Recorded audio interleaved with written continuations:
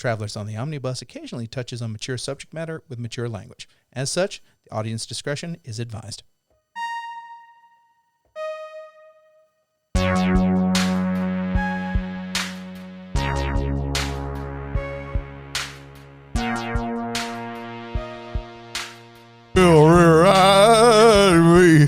Welcome back to Travelers on the Omnibus, a field trip through nerd and pop culture. That was Eddie Vedder. Thank you for coming in the studio, Eddie. We appreciate you're quite welcome. Now you're just Brady with a stroke.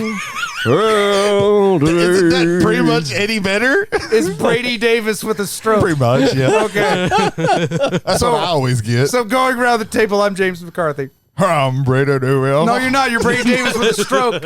Finish out that line, goddammit. I'm Ethan Skinner. Ethan's constipated. Shoulder kite. We have Jody's Scott Stapp also in there. Jody Kite, a.k.a. Scott Stapp. I want to get next to you. Okay, before we get sued we raised Scott Weiland from the dead for this podcast. I had so it was a long week at work, so when 58 seconds and we're already off the rails. Hell yeah. Sir, we were off the rails before the button got hit. You're the one who hit the button. That was your fault. No, Otherwise, we would have just kept bullshitting for like who knows how long. this Well, is ladies and true. gentlemen, if you survived that first minute and a half, thank you for staying with us. Tonight is going to be a fun show. We're going to have our second Omnibus Games, but that's after we find out what the hell we've been doing for the last week or so. Really, it's been 2 weeks, spoiler alert, because we haven't recorded in 2 weeks. Partly my fault. Yeah, Also partly my So fault. since it's partly your fault, Jody, start us off. What you've been doing in 2 weeks? Yeah, so like last week, I had bronchitis, and so I didn't, Bronchitis. The bronchitis. Not just the most bronchitis. Bronchitis. I thought it was a sinus infection, and it was, but it was also bronchitis. Oh, man. Yeah. So that was fun. So you can still hear. You sounded like what I think a gravel lot would be if it had a voice. You can, yeah. I coughed a lot. You can still hear it in my timber. Timber. That was last week. Also last week, since I was sick and I missed a couple days of work, I watched the Amazon Lord of the Rings. The Rings of Power. The Rings of Power, or as I like to call it, the Silmarillion. Oh, man. I call it the Silly Marillion. The Silly Marillion. That's a little dig right there. They really. There's about 5 Tolkien fans you just pissed off. Yeah, there was. Sir, I pissed off all the Tolkien fans. There was at least like I imagine when I was watching the show, and I can't remember the character's name because they all have like the elves all have like ludicrous names anyway. The Rings of Power should hire Millie Bobby Brown so it could be the Silly Millie Marillion. Hell yeah. He's just like, yes, that was from the Silmarils. Somewhere. Someone's really happy that they mentioned the Silmarils. Well, those same people are probably also kind of pissed because they have black elves, and that's apparently a problem. Black elves and black dwarves and dwarven women without beards because, oh my God. Yeah. Everything. My point of view on that is everything's fine with the casting. I'm 100% okay with all of it. It's fantasy. Yeah. Calm your shit. Exactly. Elves don't really exist, so they can be whatever you want them to be. More people, I think, are upset that they had to mute Galadriel's powers because she's way more powerful at that point in the history of she's a full-on goddess, right? Right. Well, you get, power creep. Right. That's why in the Marvel movies, Captain Marvel isn't in those movies for most of the time because then the person comes in and so you have to whatever. I thought it's because they ran out of Gwen Stefani songs. Possibly. Okay. I will say one thing for watching the show because I liked it. It's all right, for what it is. I think the writing is very bland. I would like to see these actors in some, for lack of a better term, better adapted. Full story. I respect Tolkien. I don't like Tolkien because Tolkien is especially outside of The Hobbit because he wrote that for his children. Yeah, so it's very simple. Right, The Hobbit's whereas the other stuff he wrote is you don't have to be this complicated. Well, again, and the first when that's the Fellowship of the Rings is like reading the last half of Genesis in the Bible. There's a reason for that. So fucking boring. Spoiler: Abraham, don't hurt those kids. Again, he wrote The Hobbit, and then his publishing company's like, What do you got for us? He's like, well, I got a couple of chapters of this book called I'm working on called the Silmarillion, and they look at it and they go, this doesn't have any hobbits in it. We need something with hobbits. So he spent the next 15 years writing the Lord of the Rings. Also, trilogy. I'm creating a language, so I want to throw that in there. Well, I'm an English professor, so I want to dabble in other. I'm going to retroactively make the ring of invisibility that Frodo finds into a ring of power, and there's going to be a whole thing based off of that. Jay, do you think that the show? You've seen it then, right? I've seen the first episode. The first, there's two. Yeah, I know. They both two. Do you both, understand? Okay, yeah. what that should suggest something to you. Do you think that that they're coasting on just the? Because I'm going to tell you right now, the costumes and everything is on like caliber with Lord of the Rings as far as like it's the better. It looks. It's better. It's amazing. It's amazing from an effects standpoint, from a cinematography standpoint, from a look standpoint. Of all the faults I will throw towards this project, I will not fault. This is one of the best visually presented things in both movie or TV that I've seen. Right. It is exceptionally good looking. The writing does not meet the level of the aesthetic. I can agree with that. I mean, again, it's the beginning of a story, for the show, so they have to set up, quite a bit there for that. But yeah, no, I see where you're getting at. They're also trying to do character development as well. And the other thing, like I can see someone attached to the Lord of the Rings, like either exceptionally loving or really hating this thing. Me personally, for like just my curriculum vitae on this, I've read the Lord of the Rings. I've read the books and I've watched the movies. The Two Towers is one of my least favorite movies of all time. It is a boring 3-hour mess that leads up to one battle that they're going to win because there's a third movie. Right. No, I get that. I think Return of the King was a very good ending. I think they did a very good job of capstoning that series. I don't have the same attachment as Tolkien fans have for the rest of it. Again, I respect the artistry of the people who gave us these exceptional visuals. So to the directors of cinematography, the special effects design, that is very well done. They've done a fantastic job in that regard. And I don't want to go on this too long of a tangent because I have other things I want to talk about. But I think that the lack of fantasy in most outside of books, in most visual mediums, video games don't count. But like movies and TV, fantasy is hit and miss and isn't always present. And I think the lack of that is one of the reasons why Lord of the Rings, the trilogy that came out 2001, 2003, 2005, were popular at the time and are still popular now. I thought that was 1, 2, 3. I thought they were year after year after year at Christmas time. Well, it might have been year after year. It might have been year after year. Yeah, because they did them. They shot them all simultaneously. I know one of them came out the same year 9/11 happened, like 2001. Yeah, right. Not Fellowship. Return of the King. The Fellowship came out that year. Yeah. So, but yes, I understand where you're coming from. There's a vacuum of fantasy, and I mean, high quality, high production, high budget fantasy is barely a thing, and compare it to there's just not fantasy is just not a thing really, and you just can't feasibly do it and it be successful and make money off. We talked about tangents before the show, and we get off on them, so I'm going to get off on one right now. So 2 things. Even during the production, it got scary for them because they actually had to pull money budgeted for the third film to finish the first. Right. And I say because a lot of people who I love that movie. Again, that movie series. I don't hold it that close, but I do respect that, so I'm grateful that it did get done. But even up to that point, that first movie had a chance at not even coming out. Right. And it did, and it ended up making it so that all 3 of them Well, come New out. Line got bought out after the third movie came out. But the second part I was going to bring up on that is, so 9/11 happens, and so there are studio notes from either New Line or from Warner Brothers that stated specifically, we need to rename this Two Towers movie. And one of them was going to be called The Assault on Isengard. Ooh. First off, The Assault on Isengard takes 5 minutes and it's a bunch of pissed off trees. Yeah. The real assault is on Helm's Deep, and yes, that's half of the movie, but it's not the whole thing. Right. The reference is to the Towers of Isengard and Mordor and their movements towards everybody else in the world. Right. Quick side note, Fellowship of the Ring came out in 2001. 2001. With the movies following year after year. Yeah. Same year as 9/11. Yep. Besides that, I've been getting into something that some people would actually find frightening, at least from a anti-futurist standpoint. A couple of months ago, a couple of programs came out. AI generated programs came out for art. One is called DALL-E, and the other one's called Midjourney. Yeah. I don't know if you know anything about that. I've been seeing a lot of it.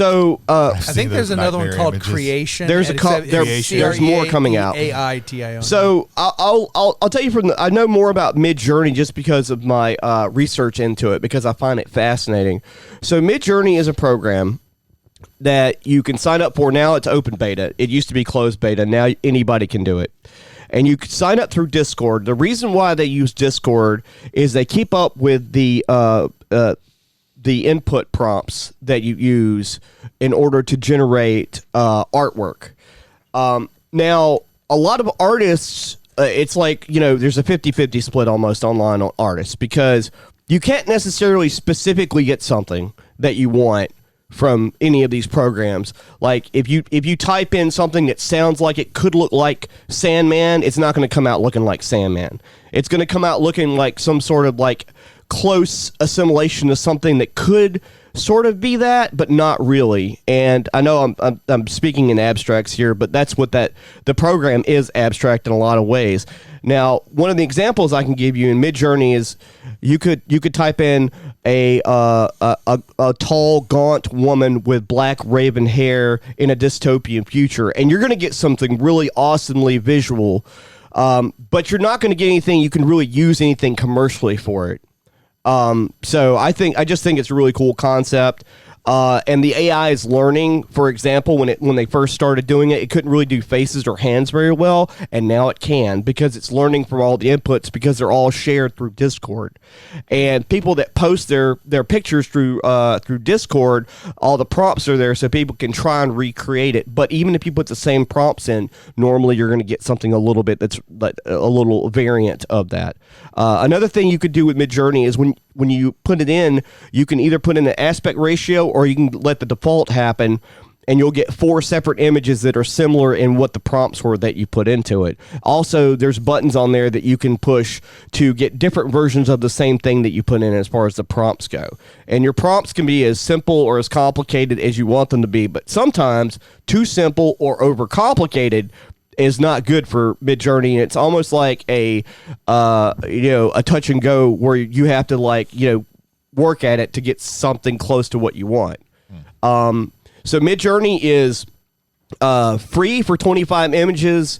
You can do 200 images a month for $10, or it's $30 a month for unlimited images. And that seems like a lot.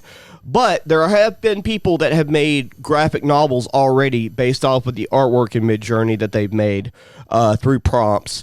And they own that, but Midjourney also owns that. So I don't know the legal ramifications of that, but also that is very interesting as well. One thing I want to say before I get off of my topic on Midjourney is, so as a creative person, and we're all creative people here, as a creative person, I might be a decent writer as a hobby. I might be an okay writer, right? I might be able to make music decently, but I can't do art. I cannot draw. I can't sketch or anything like that. And if nothing else, I could use this program to at least convey to somebody, like, I have a really good story here, and here's some concept art that I sort of came up with Midjourney. Let's work together as a template, and maybe even as a property put out, as well. But so that's what I've been doing. Okay, dokie, very nice. Interesting. Ethan, that is how you been?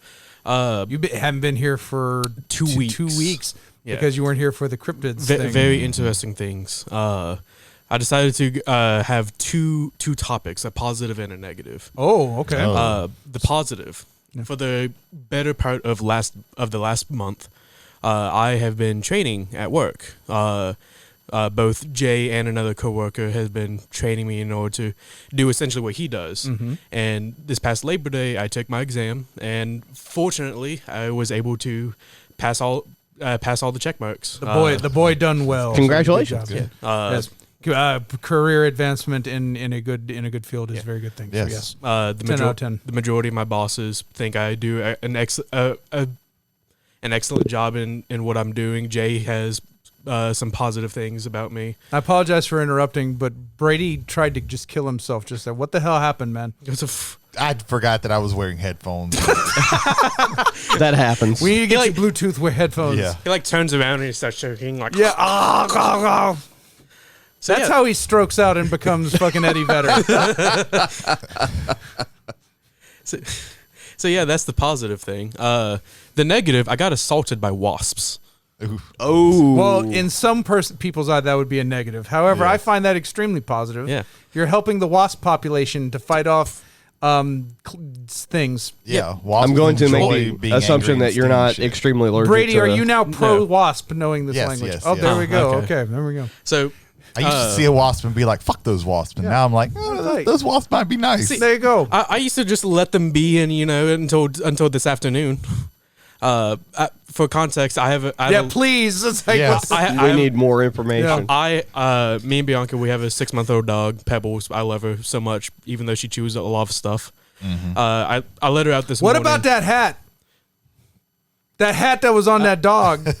That hat you picked out for a dog that even B was like, what the fuck is this hat doing on our dog? Hey, you have that backwards, sir. She picked out that hat. Yeah, and she says like she didn't like it on the dog. She bought it. She specifically said it. Okay, so 2 weeks ago, even though he didn't show up to the podcast, he showed up to game night the next night. So question his work ethic at your own peril. So anyway, so he's playing Magic with a bunch of chodes. No, what? Were you one of the chodes? I wasn't here, man. Oh, yeah, bronchitis. That's right, because you had he had hay fever. He had throat death. Yeah. And so unless you want to call Cam a chode. So it's like, no, I don't want to call Cameron a chode, but there were some other people at that table that looked chode adjacent. Chode adjacent, chode tangent. I just wanted to say chode adjacent. Chode adjacent. That's a good trend. Yeah, I agree with any of that terminology because I probably know some of the people. We need a bumper sticker that says chode adjacent. You don't put it on your car. You put it on other people's cars. Just walk off. There we go. So, and then he shows us this picture of the dog literally just terrified wearing this hat. And it was like, what the fuck are you doing? The dog looked like it was held hostage. The dog was about to give up. It was pleading with me with its eyes through the photo. It was like giving up nuclear secrets and shit. And even Bianca was like, "This, why did we do this?" And it's like she was even questioning. Yeah. So, which begs the question: why did she even do it in the first place? Why? Yeah. Why? Yeah, you did it. I'm blaming you. So the wasps. Yes, the wasps. So I go outside to go let my dog back inside. And the other day, Bianca mentioned, "Oh, hey, we have a wasp nest above our back door. Above our back door." I'm like, "Okay, I'm not gonna pay attention to it. I'm gonna let them be. I'm gonna do me." So yeah, just leave them alone. I keep that in the back of my mind. I walk out, and as I'm walking to the chain link fence, a wasp just lands on my neck and stings me, and so I'm kind of shocked. And well, you should have left him alone. I did leave him alone. Well, clearly you didn't. Well, I love the whimper in your voice at the end. Well, I did leave him alone. It gets worse for me, Jay. Oh, what the fuck, man? So after I swat that one, I continue walking. Another wasp lands on my shoulder, stings me in my shoulder. I would be dead fuck. at this point. After I deal with that one, a different wasp lands on the other side of my neck, stings me there. I'm getting assaulted by wasps. I don't know when the fourth's gonna come. So I run to the fence, let my dog out, and I run back inside. You let your dog out into the wasp nest? No, the wasp nest is away from my dog. I thought the hat was the worst thing you did to this poor animal. I did not do anything to my animal. I love my animal. Apparently insects have something against me, and I don't know what. And this happened when? Today. Like when today? Like 1 o'clock. You are not human. There's no swelling anywhere whatsoever. You do seem to have a lack of being attacked. Now I quit. Maybe those wasps didn't attack you. Maybe they're just hanging out. Maybe they want to say, "Hey man, you're doing a good job." Maybe they were like buddy wasps. Yes, buddy wasps that sting people for compliments. Buddy wasps. Yeah, but man, I would love to have a wasp friend that just be like, "Hey man, what's up?" That's the wasp. Maybe they rap. I have nothing against wasps that do their own thing, but the moment one stings me, I'm suddenly offended. There you go. Again, you have no welts. I think they were just wanting to hang out with you because they knew you were chill, and then you just weren't chill for them. You know what? I mean, I have Bianca to back me up, so that's all I need. She ain't going out there with those wasps. Yeah. So are you gonna spray these wasps? These chill buddy wasps? She wants me to do something with it, so She wants me to do something. Are you gonna sword fight them? Maybe. Man, I want video of you sword fighting wasps. That's gonna go on the gram, the Instagram. Nice. Maybe. If it wasn't for Bianca, Ethan would just like the back area is theirs now. That belongs to the Wasp. Yeah, they have annexed that area. But those wasps are like that is no longer part of the property. They've won the war. They pay tax on that on that land now. Wasp taxes. It's like the Emu War, but with wasps. Yeah, there you go. I'm gonna help you out, Ethan, because I don't want you to die. Do not directly stick your hand anywhere near that when you're spraying it. Like for any there, as soon as you hit that nozzle, they'll start just flooding out. Yep. So I'm gonna tell you the best thing to do, and you're gonna think I'm crazy, but I'm not. Welcome to Waspcast. That's right. Welcome to Waspcast. Take a bottle of half Dawn soap and half water and just fucking drench it. And they can't fly. They won't attack you, and they'll die because they'll suffocate from the suds. Now who's torturing people? Jesus Christ, man. Oh, no. You know what? Let me take that back. Go to Lowe's, buy a $20 can of Raid, screw up the environment even more, and also inhale it while you're doing it so you can be choking on the fumes, while also not killing the wasps right away, by the way. Everything you just said seems 100% perfect. That's the American way. Exactly. Wear overalls while you do it. I would just go get... No shirt. The Brady J side of the table is capitalism. Over there is communists. Right over there. I was just going to take a Zippo and a can of Febreze. And That's then a terrible idea. No. Best idea. 10 out of 10, 100 out of 100. Burn your house down and you with it. But yeah, that's it. Wasps, assault, and exams. Ladies and gentlemen, please do not take any of our advice pertaining to wasps and or the removal. Mine did not require flames, by the way. That's why it doesn't work. Oh, yeah. You fucking That's it. That's why it's boring. Oh, yeah, it's very boring. It's very boring. You're like the WWE of wasp killing. I'm fucking 50. What did you expect? Brady, what have you been doing? How do I even follow that? That is true. So, I was finally able to, in this little break that we've had, finish. I was reading my copy of the American Gods annotated version. Let's finish that up, so I was able to start on another book, the Sandman Book of Dreams. Ooh. This is something that was actually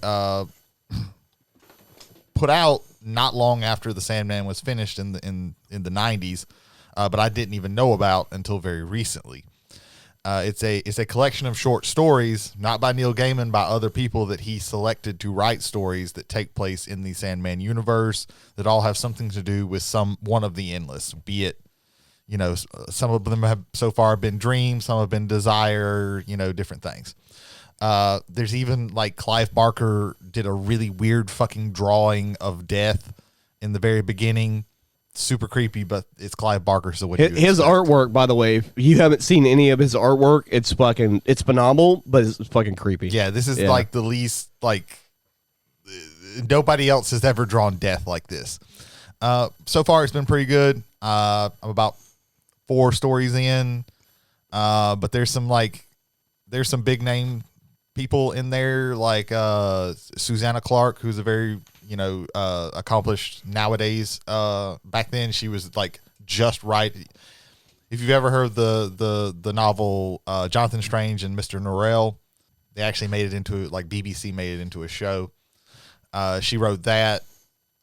She's got a story. I haven't made it to that one yet. And oddly enough, like Tori Amos has a little thing at the end of it. I haven't made it to that either.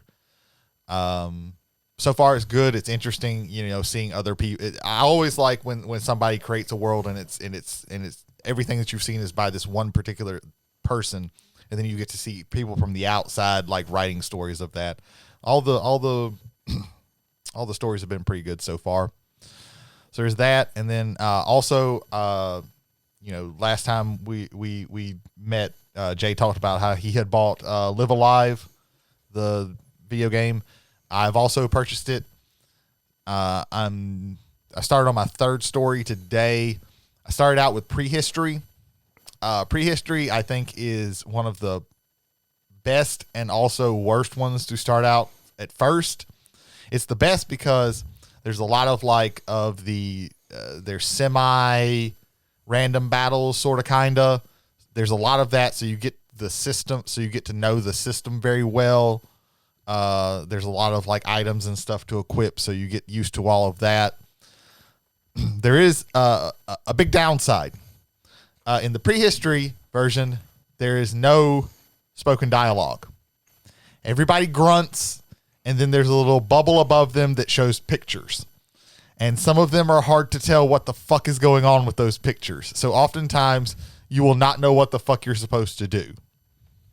There's also a crafting system in the section where you just kind of have to try you either have to look the recipes up or you have to try things until you get something. So there were times where I was very frustrated, but your main character and your gorilla sidekick can learn your gorilla sidekick can learn the throw poop maneuver, which is great. And then you both learn a fart cloud maneuver, which are both devastating. Primal Rage. Yes. So there's a lot in that. The second one that I did was the Western one. That one's interesting. I'm 4 chapters in. Unless something dramatically, just really takes it over the top. That's my favorite. That's my favorite chapter. Mm-hmm. So that's my favorite chapter in the game. I do have 3 more that I've got to get through before the next phase of the game goes on. But that was really well done.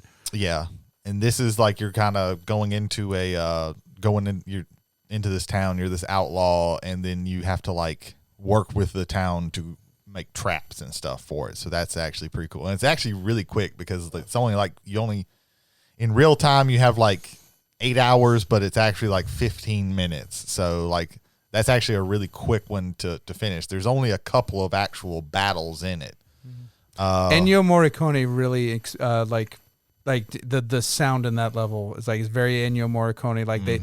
They're very respectful. This was very spaghetti western. Yes, it's exceptional. We're working a spaghetti western. Small spoiler: this is the first time that a Nintendo licensed product has ever been produced, or a Nintendo okayed product, because it's by Square Enix, where someone says the word tits and means tits. Yeah. And that one caught me right off guard. And I was like, this is very good. There's also you find horse shit, and they call it in the game horse shit. No. Yes, they do. Just blatantly. It's pretty cool. Nice. And I started on the Imperial China. I finished that one. I have that literally just started that one, so I haven't done very far. I've heard very good things about that one. It's a good so far. Both of those chapters have been very different. So by the time you, the Prehistory was a little bit long. The Western one goes by very quickly. Mm-hmm. By the time you're kind of getting tired of one of them, it's over with. It's over. Oh shit! I'm at this. This is the last boss. So it's a pretty. It's not as repetitive as some of the other games. No, because in that genre. they're both been they're using the same battle system and everything like that. But even then, it's different with it because with the Western one, it's all kind of long range and it's all like a grid. The battle system is like a grid system, so different attacks cover different areas. So you have to line your guys up a little bit differently than you would with the other thing. So it's all been pretty interesting. Is it like tactics? If you like pure JRPGs, you might have a problem with this game because I think it takes a lot away from the typical role-playing game. To me is 2 pieces. You have the role-playing and you have the game. If you like the way Gary Gygax ran D&D, that's a game. You're running it basically as people playing against one another, trying to defeat one another, or a crew trying to defeat one person. If you're going for the role-playing game, if you're in for the storytelling things of it, This is one of the only video games that I say falls under what I like to call my Watchmen rule. If you're reading stuff like The Watchmen, Sandman, Transmetropolitan, I think would be another comic books kind of series in that. With books, I would definitely say the original. No, when I say the original, I would say that all of the books in the Song of Ice and Fire series. Read a chapter a night. Play, and in this case, play a chapter a night of this game. Finish it, let it kind of wash over you before you go into the next one. Because I think if you try to play them all back to back, I think you lose some of the really coolness of each individual chapter. What I was surprised by, at least in this, I don't know if they did it in the 16-bit 1994 version of it, but all of these start out with the credits, for the major credits, for the people who helped create the scenario, which gives you an idea of the art. There was a real sense of the respect of the artists that came together to put these things together. So again, like I said, if you're playing this game, when you finish one chapter, at least stop. Maybe like if you've had a chance to play it during the day, let's say it's the weekend, you have a chance to play in the day, wait till the sun goes down and then play the next chapter, or just wait a full day. Let those stories kind of wash over. Because going back, like if everybody remembers from the last time we were together, I talked about the near future setting and how it's anime the RPG. Yeah. That was the worst one I could have possibly opened up with. But to be fair, that story, it kind of stayed with me, some of the themes that they were tackling in that. So yeah, I think give it a chapter a night, and I think you'll have a really good time with that game. Yeah, and so far, like the stories that I've done, they're not like your typical Japanese RPG. They're not like your typical RPG, period. Like, you know, the prehistory one was you know, it's typical for that genre. Like if you were watching a movie of that genre, like the Western one was kind of a typical Western, and there was a lot of Western tropes. But when it comes to like an RPG game, like you don't see that. Right. The prehistory one, you don't. That's kind of like movies or a book or anything that's like it. There's tropes in that. The Imperial China one, it kind of feels like it's this old kung fu master who starts out, and I haven't actually finished it, but like it's very wushu. It's very wushu. Yeah, it feels like a kung it's a fu respect movie. to a kung fu the kung fu movie style. So I feel like all of these are kind of going to kind of. You said the near future one was like an anime thing. Well, so in specific, let me ask you: have you ever played Earthbound? Or I know of Earthbound. Okay. I never got to actually play like Earthbound. For me, like Earthbound is definitely top 5 RPG of all time for me. Most of that list is Final Fantasy, but it's somewhere up there. Near Future, what kept me with Near Future, because again, like the theme kind of went together, it plays very much like an Earthbound game. Or like initially like the Earthbound that I played back in 1994. Well, not 94, 96, excuse me. I see these as not trying to copy, but to pay homage and respect to like you get little either things. Video game genres or to the actual genre of the films like they were going. Like I said, Ennio Morricone is all over the music of the Western chapter, in my opinion. With the exception of, and this is one of the, I guess the main boss of every chapter is the same theme song, and it's a song called Megalomania. The reason why that is Toby Fox, who's the creator of Undertale. The final boss of that game, the theme song he made for that is called Megalovania. That's where that song comes from. In fact, I think Toby Fox actually worked on a song in this remake. I wouldn't doubt it. Sure on that. But no, I'm stealing your fun. I've been really loving the journey. I was hoping so that we far. could talk a little bit about it because it's a really cool game. I do plan on getting it at some point. It's one of the. Hell, when I finish up, if you want to borrow it, I don't. Yeah, I don't. People need to experience this. I don't get excited about video games lately. I typically don't either. And this one, I hadn't heard of it, and then like I saw one little article about it talking positively, not popular. So I like read some other reviews, and I was like, oh, I think this might be something that I'm interested in. So so I picked it up, and yeah, it's been good so far. It's done. And it feels like you can kind of you don't feel like you have to, like you're under a lot of pressure to like finish everything. Like you can kind of take your time feels with leisurely it. to The me. chapter structure really helps that game. I do have one question. Go for it. Yes. Is it pronounced Live Alive or Live Alive? I'm Or okay. is it one of those I'm okay with either. Like you can interchangeable? go Live Alive, Live Or Live Alive. Alive. I say Live live Alive. but Like Live Alive? Yeah. Like if you want to do Live Yeah. Alive, Either way, really. Like I haven't seen. Well, let me say this. I haven't looked for the proper pronunciation. I looked at the thing and go, okay, Live Alive. Okay. Because I look at a live and say, okay, alive. So live alive. I If you watched want to go live alive, I watched a couple of reviews from it, and it seems like really good. So I'm definitely gonna have to get it. This is a game. Don't get buried in the semantics. Just sit down. And just enjoy the ride. One other thing, I do not see Toby Fox having any hands. No, in okay. I heard something about that because, like I said, Megalomania is the theme, and that he played the 1994 original version with Avenge, and again that theme song kind of worked with him, and then he eventually brought it over to Undertale, which. That's probably my favorite video game song of all time. Like that, there's 100 just for Undertale. He did 100 tracks for Undertale, and that's the one I have downloaded and plays on my phone. Like the fact that Megalovania is like recognizable even to people that have never played the game. Yeah. Like that's just huge success on its own. Yeah, Megalomania is the version in Live Alive. Megalovania is the song from Undertale. So yeah, there you go. All right, for me. So this past weekend. Hey Jay, what have you been doing? I appreciate that.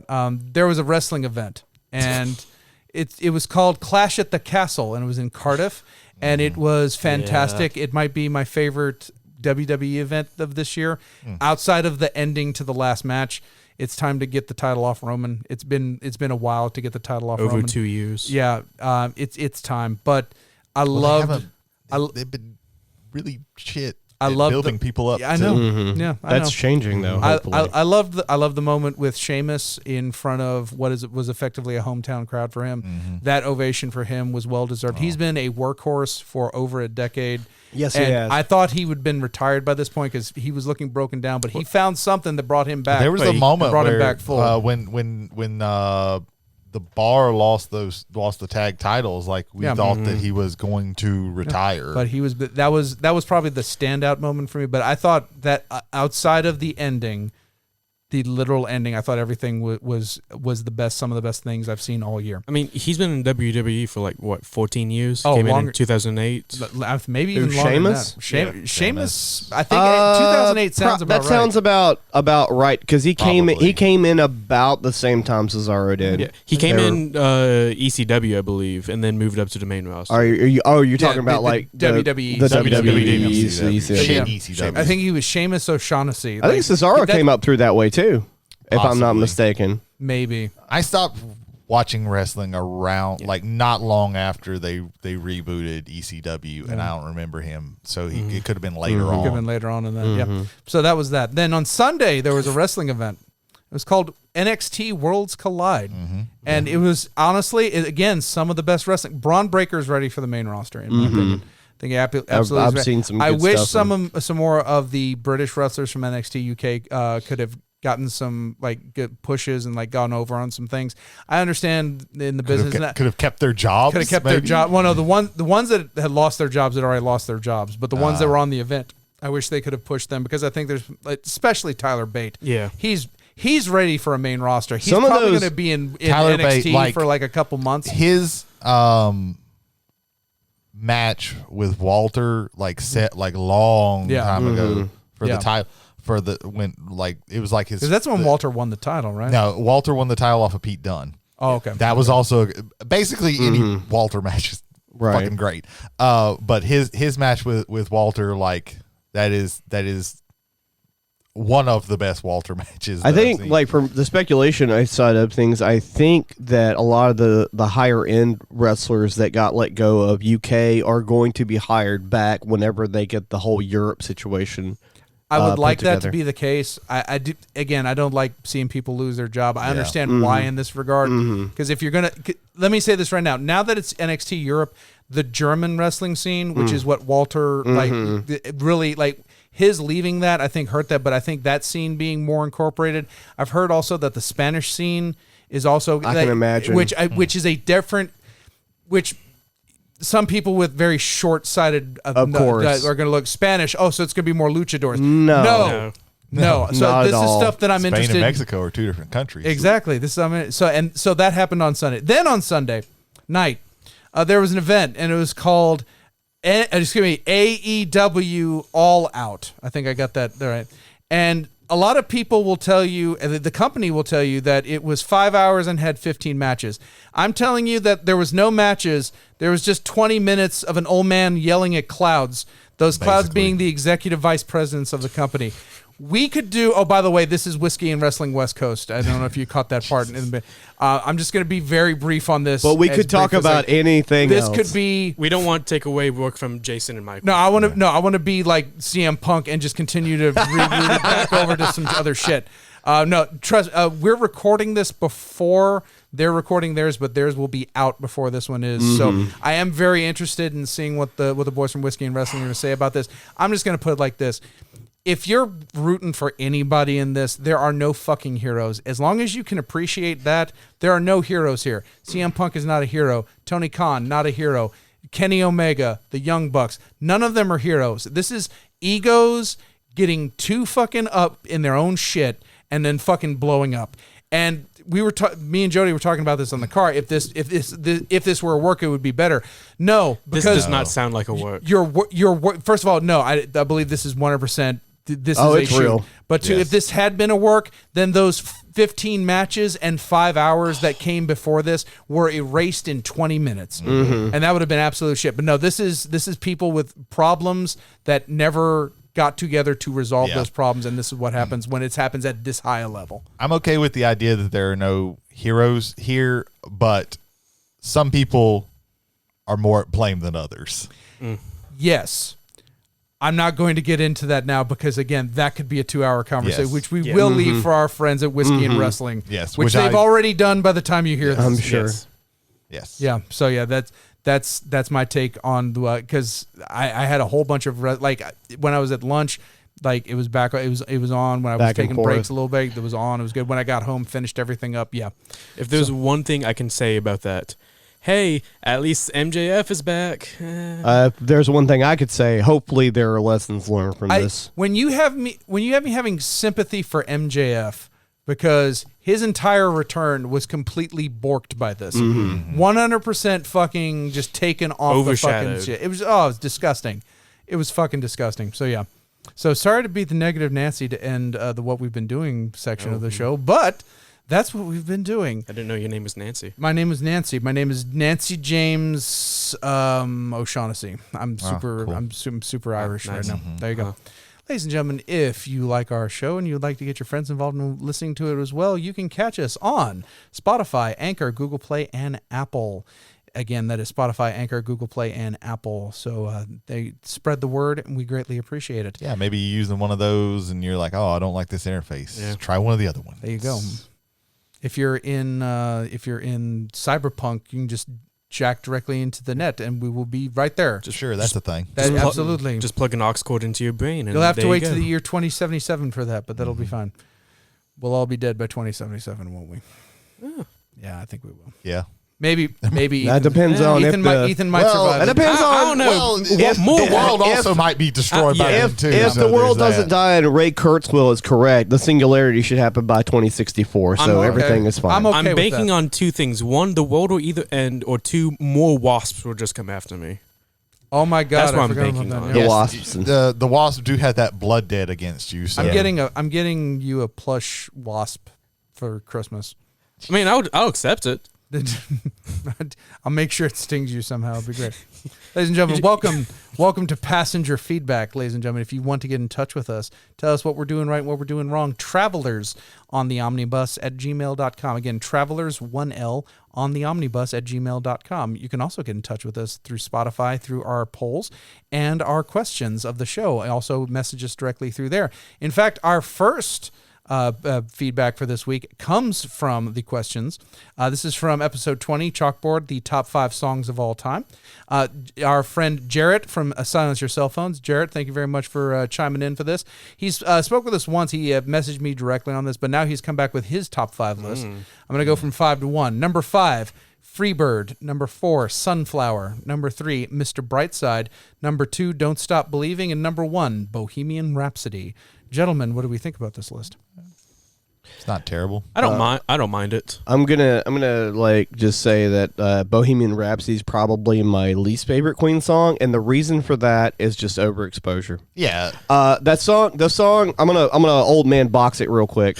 The song was like on oldies radio, barely played, and then Wayne's World came out. Yes. And reinvigorated that into the zeitgeist of everybody's memory, and that song got way overplayed everywhere.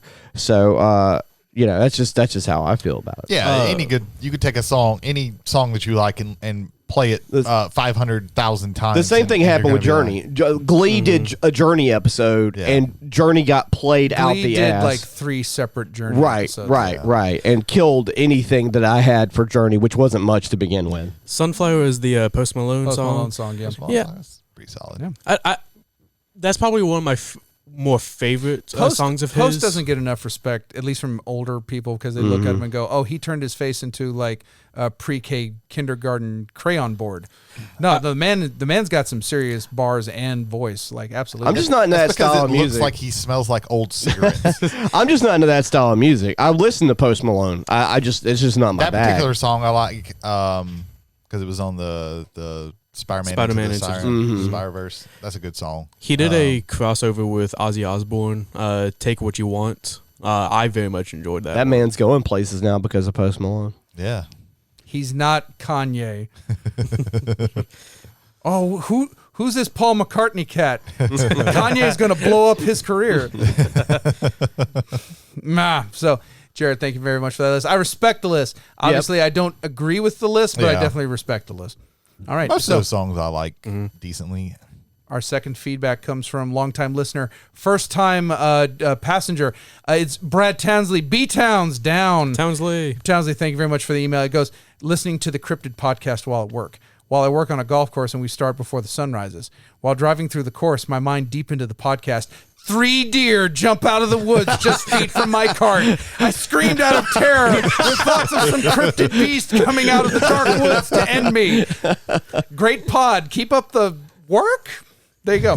So we'd like to thank those 3 deer for making us accomplices. That's a cryptid now. 3 deer. Yeah, 3 deer. It's a 3-headed deer. It's a 3 deer Cerberus. Yes. It's Deerberus. There you go. It's Deerberus. All right. So we've created the multi-deer. We've created the cryptid Deerberus thanks to Brad Townsley. Brad, we'll give you 25% of all the royalties. Whenever we make a t-shirt. Whenever we make a t-shirt off this motherfucker. I'm glad that our podcast could contribute to you being scared shitless. If you like the band 3 Dog Night, try the 3 scare Deer tactic, Night. 3 Deer Morning. 3 Deer Morning. It's fucking great. And then there's 3 Wolf Moon. I say, God, it's a whole fucking universe of them. Yeah. So I just want to say I'm very glad that someone was engaged enough that they almost died from fright of it. So that's very good. Yeah. So Aaron Bernard, if you're listening, thank you very much for being on. Yeah, it was a fun time, man. We'll have to do it again sometime. Absolutely. We need more cryptids. We need more spookies. Hopefully, I'll be on the episode. We could do like an international cryptid. Yes, movie. international. There we go. International. I want to know about some French cryptids like the Unshaven Woman. Isn't that just all of the French women? I was waiting for someone. I knew Ethan wasn't out of sheer ignorance. Not that you're stupid. You're ignorant of non-shaving legged women. No. These 2 are right here, and fucking Jody clammed up, and Brady was like, "No, fuck the French." No. I am stupid. I embrace it. You said it, not us. Yeah. Ladies and gentlemen, if you believe Ethan is stupid, email us at travelersontheomnibus@gmail.com. We will make it a part of passenger feedback. I guarantee. Yeah. That's French Acadian, which I actually respect because they make gumbo. What was the name of that guy who had that cooking show? You don't like gumbo? Not a big gumbo guy. What's wrong with you? I'm a picky eater, so there's like tons of things I'm stupid and I like gumbo. That was that guy from the PBS show back in the day. Your intelligence doesn't have anything to do with whether you like a food or not. What the fuck are you He just said he was stupid, Brady. Yeah. You normally agree to those kind of things. Sure, Ethan, you're dumb. I guarantee. See, the crowd agrees. Ladies and gentlemen, welcome to the second ever Omnibus Games. Hit your buzzers. All right, ladies and gentlemen, It is the second Omnibus Games. I will be the host for the entirety of the event. Our contestants are from Pascagoula, Mississippi. We have Jody. Don't call him JL because that's a totally different podcast. Kite. We have Ethan. Don't call me Tanner Skinner. And we have Brady Davis. I couldn't think of anything pithy. Don't call me So Davis. only one of us gets to be told where we're from. Yeah. Oh, you're okay. You're Gaucher right now, right? Correct. And you're Biloxi right now. Parts unknown. Previously from Richton. Yes. How Parts many unknown. traffic lights are in Richton? There are two. We are not a one traffic you go. light. We are the largest town in Perry County. Thank you very much. Perry So County. high and mighty. Yeah. Tell me something about Gaucher, Ethan. Don't drive down Mountain Bluff. Fair enough. Yeah. You know what? We're not even going to give you context for that. Just don't do it. And Jody, a little thing about Pascagoula. Yeah. So the east side of Ingalls Avenue will always be destroyed. That is true. Yeah. That thing is scary. 3 years. 3 years. Fuck you. They've been building on Division Street for like 7. They were doing some work on the roads and then discovered that the roads had not, the pipes below the roads had never been worked on before, and the fucking pipe, because overheard these guys working on this shit while I was taking a delivery, and overheard one of the construction workers go, I don't remember the last time I saw a commercial pipeline with terracotta. The pipes are from the 40s. Fair enough. But Division Street has been, since I've been living near there, has been more often dirt than it has been actual asphalt. So I just complain about my water not working. So does Jackson, Mississippi. yeah, yo, that's getting privatized. Isn't that great? Because that'll fix all the problems. We're getting too political. When did they turn into Flint, Michigan? We're getting too political. Oh, they just now got water pressure for the last 6 days. Dear, you haven't heard of that? No, I have not. Yeah, there's been man. zero Whoa. water in Jackson for Yeah. like the last week. Yeah, Oh that's- my God! How's the city not on fire? Jesus. We're not getting political. Yeah, all of this will have to be cut. I'm not cutting it, but just leave it. Dear passengers, what street do you not want to drive down? Martin Bluff, East Ingalls, or Division Street? Our Mississippi passengers, please leave comments at travelsontheomnibus@gmail.com. That's going to be the Spotify poll. No, it's going to just be in the thing. The poll will be, did Ethan get cheated?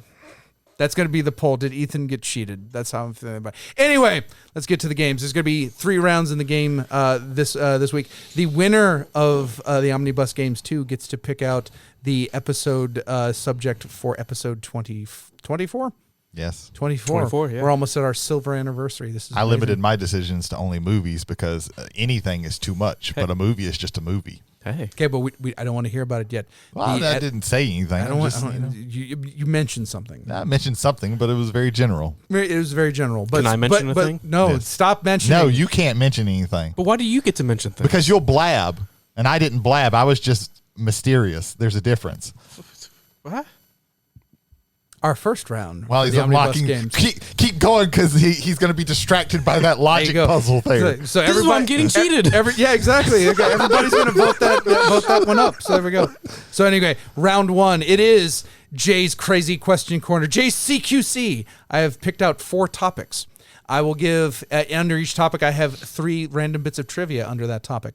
The first one is very obscure. The second one is less obscure. And the third one is so not obscure that it's almost giving away the answer itself. So the points are 5, 3, 1, depending on which level that you get it on. And we have 4 topics. Our 4 topics. Before we keep going, Yeah. let's all agree to have our buzzers like In front down of us. on- down in Yeah. front of Okay. us. Okay. All right. Hopefully, I will be able to match up everything here. There's Or probably do going to you be a need lot us of to edits just this either week. hold it up or put it down. We just need to decide now. However y'all want to do it, and do it uniformly. So it looks like table buzzers. Table All right. buzzers. All right. The 4 topics for CQC are United States presidents, American cities, anime series, and horror movies. Brady, pick the first topic. Jesus Christ. Jesus Christ is not a topic here. No, you didn't list that could one. be, though. Presidents, sure. United States presidents. For 5 points. This president is famous for shooting a bear in Mississippi. Brady. Teddy Roosevelt. That is correct. The teddy bear comes from Teddy Roosevelt shooting a bear in Mississippi and feeling bad about it. I didn't know that was from Mississippi. That was from Mississippi, ladies and gentlemen, yes. The 3 point, the president is famous for San Juan Hill. And the 1 point is, this president is famous for his fifth cousin, Franklin Delano Roosevelt, also becoming president. So, Brady. Teddy Roosevelt also was giving a political speech and was shot in the chest. And he continued on. Hell yeah. Calling out his shooter. Also, while he was in the White House, had like an alligator and like a bunch of other like weird pets. There you go. All righty. So 5 points for Brady. Ethan, pick a topic. We have horror movies, anime series. And why is it going to be anime series? and American cities. It's like you read my mind. Let's go with anime series. Anime series for 5 points. Directed by Yasuhiro Irei, this anime series premiered in Japan in April 2009 and concluded on July 4th, 2010. I'll throw it out. Death Note? That is incorrect. Again, directed by Yasuhiro Irei, this anime series premiered in Japan in April 2009 and concluded on July 4th, 2010.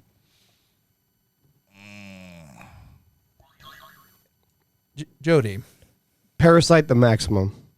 That is incorrect. Will Brady just throw out a weird guess, or we would just go on to the 3 points? If we go on to the next one, like...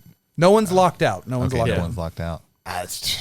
We're only locked out of the one we just tried to answer. Shit, I don't know. What anime has only been going on for a year? Jesus. There's a lot of them that just have 12 episodes. Nowadays I can't even think. Like, I've been so out of it. Fuck, I don't know. That is the rim shot of failure. We are going to go on to the 3 points. Cool. All right. The second attempt at an adaptation to the manga series of of a similar name includes major antagonists named after and in many ways embodying the 7 deadly sins. Please note, this is not in reference to the anime series The 7 Deadly Sins. Brady.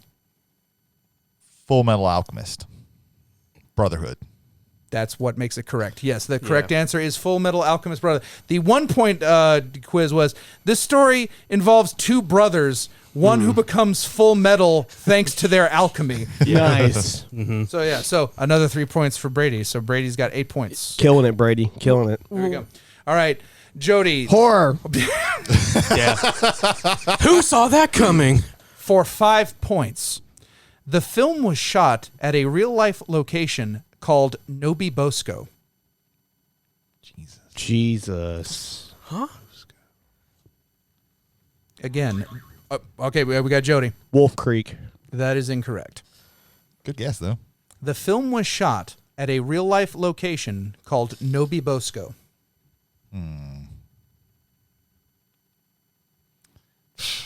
I got nothing. Yeah, no. That is the creepy sound of total and absolute abjectation. That's a word I just came up with. For 3 points. Tom Savini served as the special effects designer for the film. And go for it. Texas Chainsaw Massacre. That is incorrect. Reading from the start. So, Tom Savini served as a special effects designer for the film, and his work includes a very pointed scene on a bed and a concerned woman losing her head. Huh. Losing her head? Shit. I know Tom Savini, but I'm drawing blanks with his shit. Yeah. Losing her head. I got nothing. That is the fairy of you fucked it up. So we're going on to the 1 point.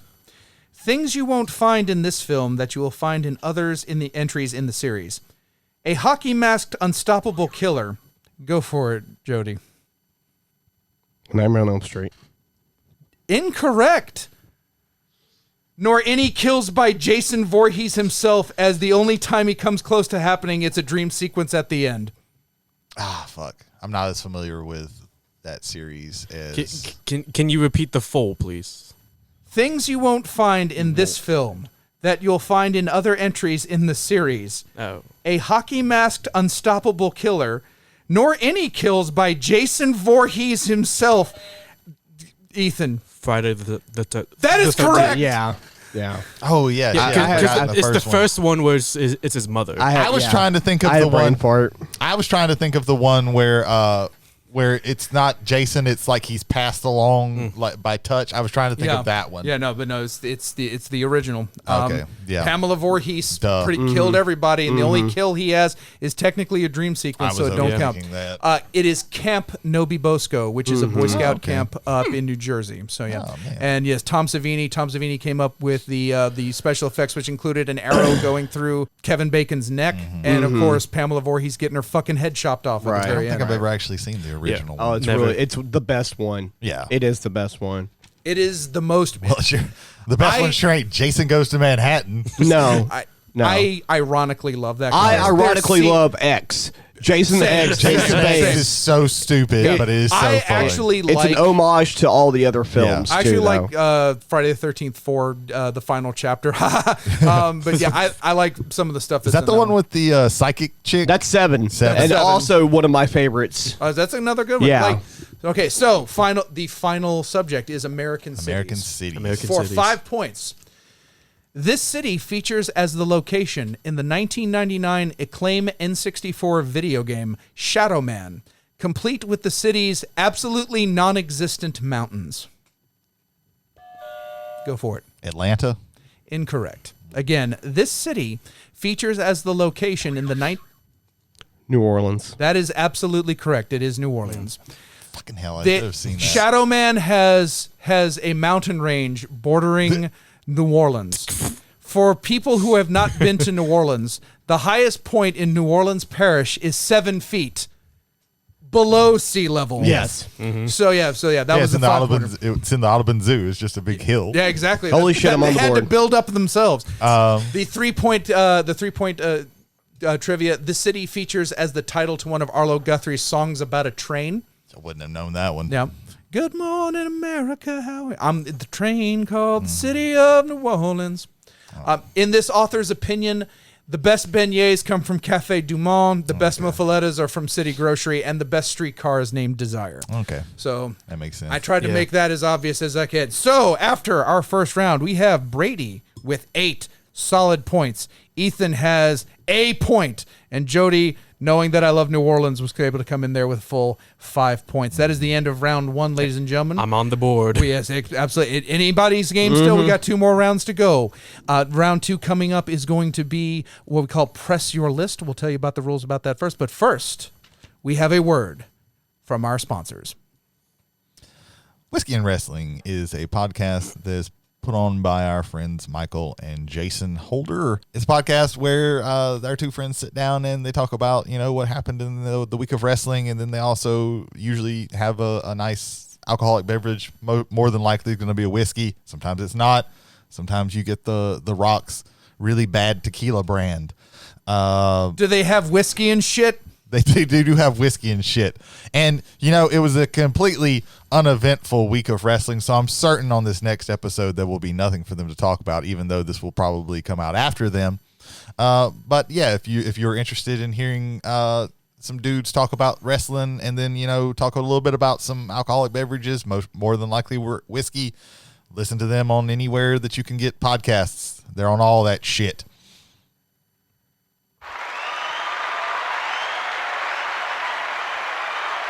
And we are back, ladies and gentlemen. Thank you very much. A wonderful promo from a nondescript voice who doesn't sound anything like one of our contestants, but who knows? We are back for round 2. This is Press Your List. Press Your List, a combination between listing and pressing your luck. So this is how it's going to work. I have 4 topics. And underneath those 4 topics, I have 4 choices. The contestants are going to try to put those choices into lists. They can be a list as small as 2 or as large as 4. If they do a 2-point list, it's worth 1. If they do a 3-point list, it's worth 3. They do the full 4 points. As long as they're in order, they are 5 points. The order this week is going to be from earliest to latest. Again, earliest to latest. The topics are Through the Looking Glass, The More Money You Come Across, Pocket Monsters, and award-winning board games.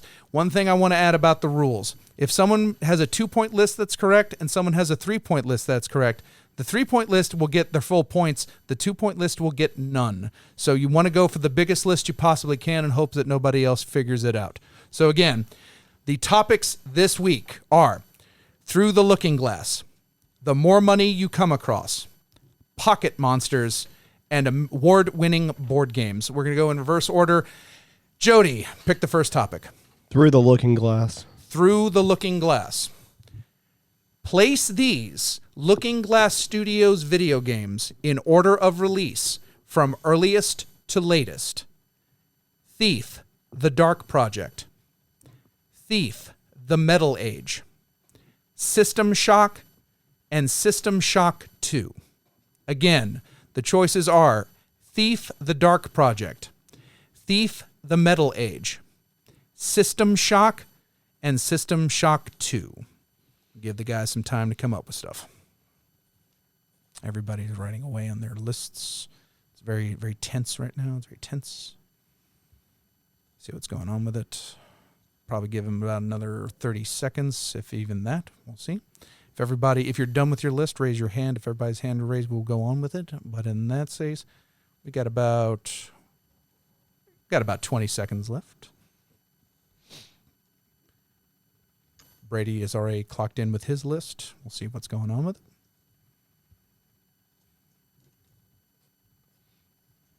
Everybody's doing about 10 seconds now.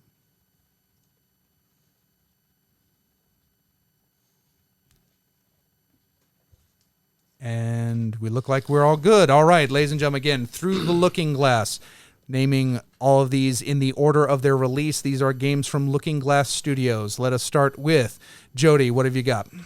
I have System Shock. Okay. Thief, the Dark... The Dark Project? The Dark Project. Mm-hmm. Thief, The Metal. Thief, The Metal Age. And System Shock 2. That list is incorrect. Ethan, what have you got? Okay, well, I also have the same list. You have the exact same list. Number 1, System Shock. Mm-hmm. Number 2, Thief, The Dark Project. Number 3, Thief, The Metal Age. And 4, System Shock 2. All right, that is incorrect. Brady. I just did a 2 list because I know of these games, but I didn't know a whole lot. Hedge my bets. System Shock and Thief, The Dark Project. You took the harder way to do that, because if you'd done System Shock and System Shock 2, that would probably be, but you did System Shock and Thief the Dark Project. I didn't think of it like that. That list is correct. So 1 point goes to Brady.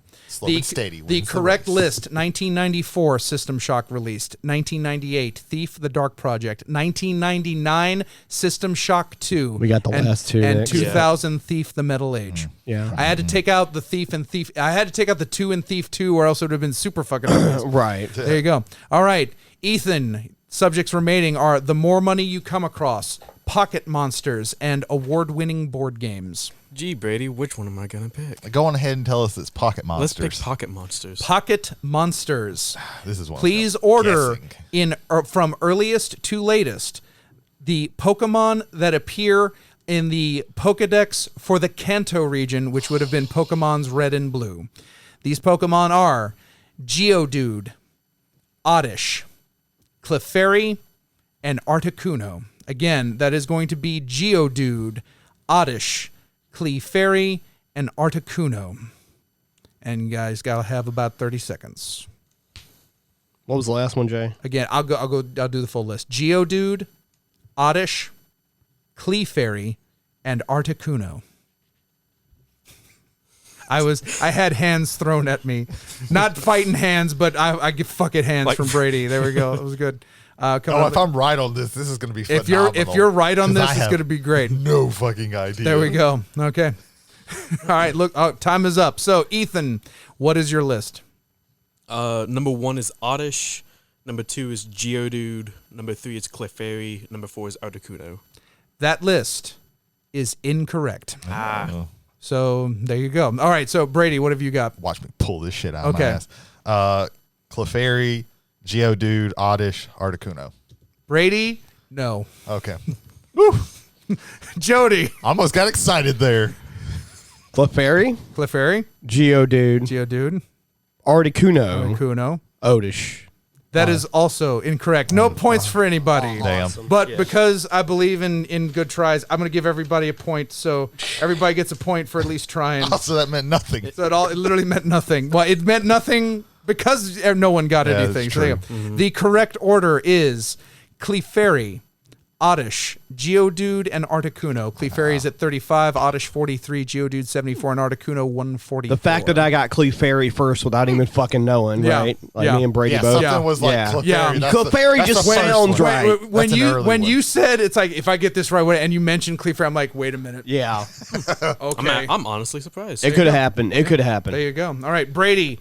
You got the more money you come across or award-winning board games. Award-winning board games. All right. Ooh. Place these board games in the order of the year that they won the Spiel des Jahres. Again, place these board games in the order in which they won. You said Spiel des Jahres and like his fucking head exploded. By his Ethan. So real quick for everybody who doesn't know, Spiel des Jahres is the biggest award in all of board gaming. It is the best board game of the year as decided upon by German people. So take that with a grain of salt. So again, award-winning board games the year that the game won the Spiel des Jahres. Dixit. Ticket to Ride. Sherlock Holmes Consulting Detective. And Catan. And I'll give you guys about 30 seconds. And the scribbling has started, ladies and gentlemen. Scribble. I like this. There's a lot of energy in this topic. I hope everybody's doing good with it.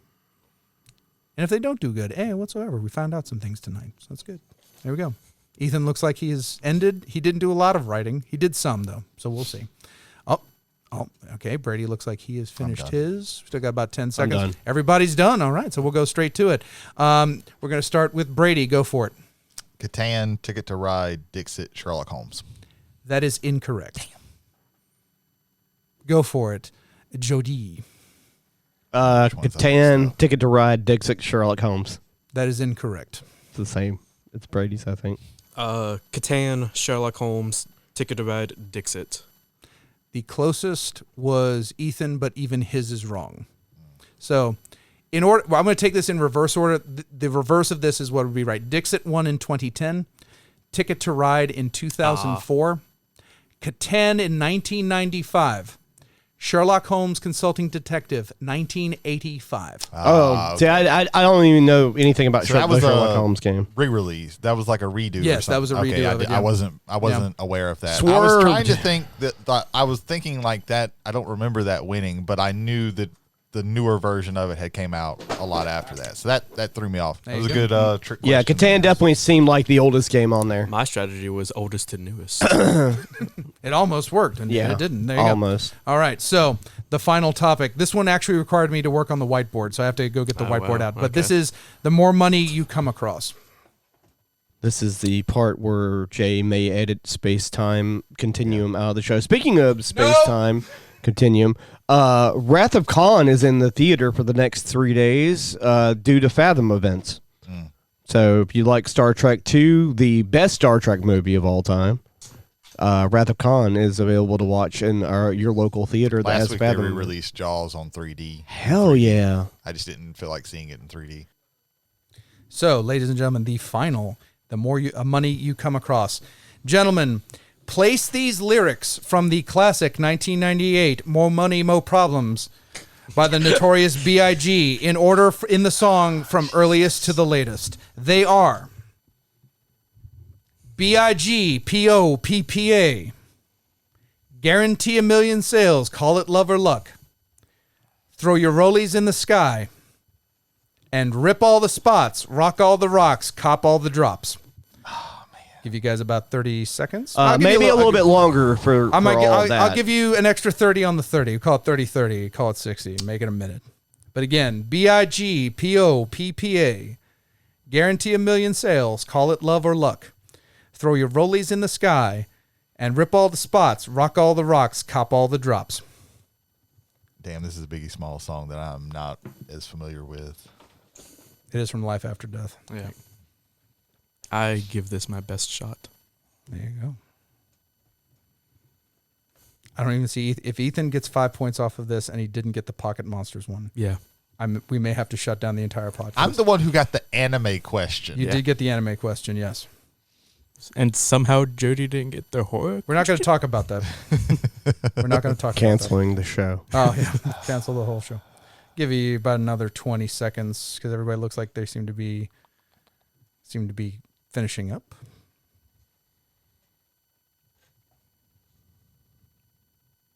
We'll call it about 10 seconds. Is everybody good? I'm finished. All right. What order are we going? Let's start with Ethan. That seems funny to me. Yes. All right, Ethan, what do you got? I gave it the old college try, just down the list. Okay. 1, 2, 3, 4 is 1, 2, and 3, and 4. We're supposed to go with C first. That's the old college try. So you said that the first one was BIGPOPPA. Yep. That is automatically incorrect. Okay. Thank God we got out. I gave it you the out of the way college first. try. Let's see. Let's go back clockwise. So Jody, what do you got? I've already failed. I've got Big Papa. Okay, stop. Big stopper. Yeah. Big stopper. There we go. All right. I'm looking at Brady. I only did a twofer. Okay. Well, let's see if it's right. Throw your rollies in the sky and rip all the spots, rock all the rocks, cop all the drops. That is incorrect. The lines in order that they would appear in the song, not directly, but just in the song. Guarantee a million sales, call it love or luck. That's from Mace's section. Mm-hmm. Rip all the spots, rock all the rocks, cop all the drops. That is from Puffy's side. And then, because I had to represent Notorious B.I.G. twice on this list, because that is his song, BIGPOPPA, and throw your rollies in the sky. Wave them side to side. Keep your hands high while I give your girl an eye. I think what threw me off is there was a long time ago, there was like a Biggie Duets is the album. And the Throw Your Rollies in the Sky, they used that kind of sample in like the beginning of one of the songs. Okay. That's what kind of threw me off. A little bit more trivia for everybody. So that's very good. So no points for that because I'm not giving any bonus points for nobody knowing Biggie Smalls. Sure. I'm just saying I was listening to industrial music and metal at the time, so. You should have heard his crossover with NoFX. It was amazing. That didn't happen, but maybe in heaven. Maybe in heaven it's happening, so who knows. Fat Mike is still alive. Ladies and gentlemen, we are coming to at the end of round 2, and the scores are as follows. With 2 points, Ethan has second place, if you don't count second place, which is actually Jody, who has second place with 6 points, and Brady has 10. Ladies and gentlemen, we're going into our third round, which will be Nerd Salad. But before Nerd Salad, we have a special word from our sponsors. Fellow listeners, don't you just hate it whenever you sit down and enjoy your dinner, but you don't have anything to watch while you're eating? Well, lucky for you, we have 2 wonderful friends to help you in your adventures. Our good friends, Jarrett Hubbard and... What? Kevin Shelton and Jarrett Hubbard. Okay. Yay! Okay, I remember your names, I swear. Hey, Kevin, this was a bit. Yeah, he totally didn't forget. Too much. He totally didn't forget your name, man. This is a bit. We're just keeping that up. We're just keeping that up. No, I am always pilloried for forgetting his name, calling him Blake Shelton. I then turned it into a bit by turning Jarrett into a beautiful lady. And now, the man who always fucking remembers fucking forgot it. The wasp is getting to me. The venom went through your brain. Don't blame the invertebrates on your problems. Kevin Shelton and Jarrett Hubbard, they host a show, Silence Your Cellphones. They go into a deep dive on movies and TV shows that you should and should not be watching. They have weekly live shows on YouTube whenever they feel like it. Again, that is Silence Your Cellphones. Kevin Shelton.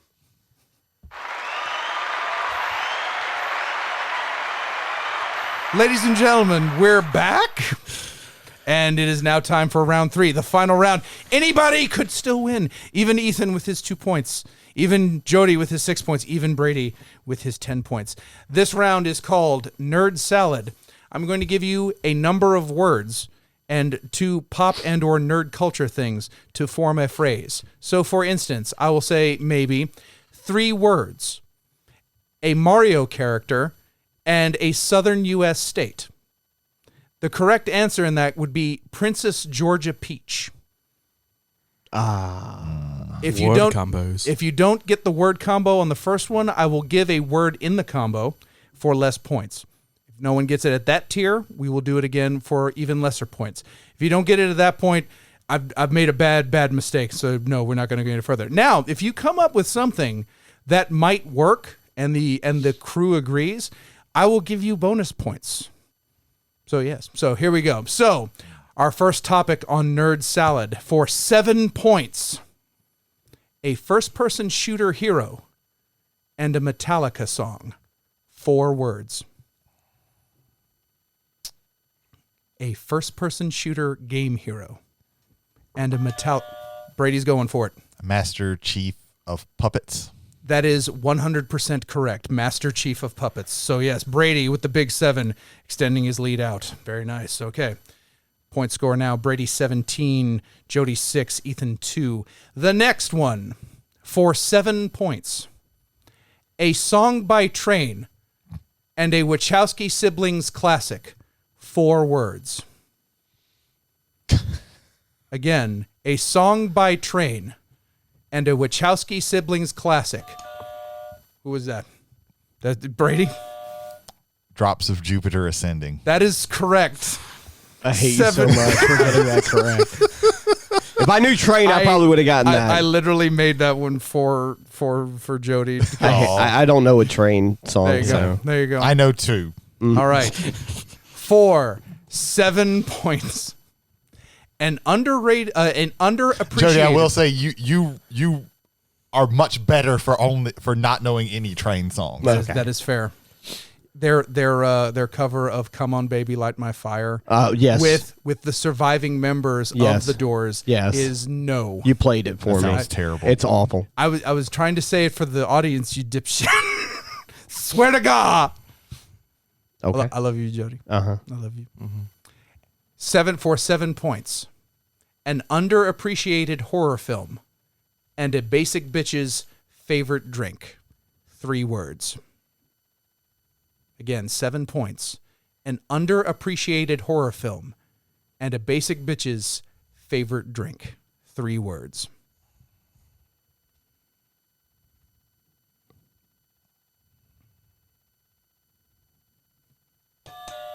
Go for it. Pumpkinhead Spice Latte. That is, again, correct. Brady just fucking destroying the world. Another 7 points. It is now 31 to 6 to 2. Anybody can win, though. Anybody can win. The next topic. For 8 points. It's literally written down. I'm not just raising the points and trying to give somebody else, but for 8 points. A miniatures war game from Games Workshop plus a classic worker placement board game. 5 words. Again, a miniatures war game from Games Workshop and a classic worker placement board game. 5 words. Everybody's paused. Brady hasn't immediately answered and take all the points yet. What? Someone said what? What? If I had read that out while in the WWE in the early 2000s, it would be a miniatures. What war game? What from? What games? What work? What shop? You're acting like they still don't do that shit. No. We'll give it another 20 seconds. A miniatures war game from Games Workshop and a classic worker placement board game. 5 words.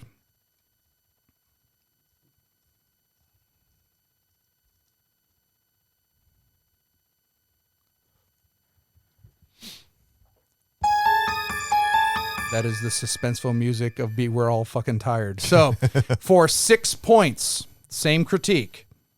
5 words. The 5th word is Sigmar.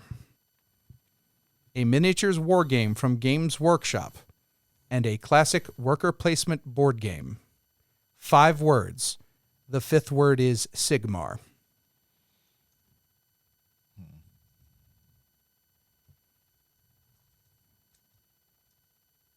Like I have something, but it's not 5 words, so that's what's throwing me off. Inner monologues leaking out into the microphone. Yeah, I might as well give them something instead of silence to listen to. There you go. I could have just edited it out. Now I've got to leave that silence in, and then because that was very. You could just edit that out too. I ain't editing shit. where I don't have. I edited the Supercast. I don't think we're Ladies and gonna gentlemen, get it. check out the Supercast. Yeah, It's 2 hours of all three of the greatest podcasts in the world coming together and having some fun times. yes, objectively the 3 best podcasts. Mm-hmm. Yes. I hear nothing. I see no Nice. movement. All right. For 4 points. 5 words. 5th word, Sigmar. 2nd word, stone. A miniatures war game from Games Workshop. And a classic worker placement board game. Go for it. The Stone Age of Sigmar. That is incorrect. A miniatures war game from Games Workshop and a classic worker placement board game. 5 words. 2nd word, stone. 5th word, Sigmar.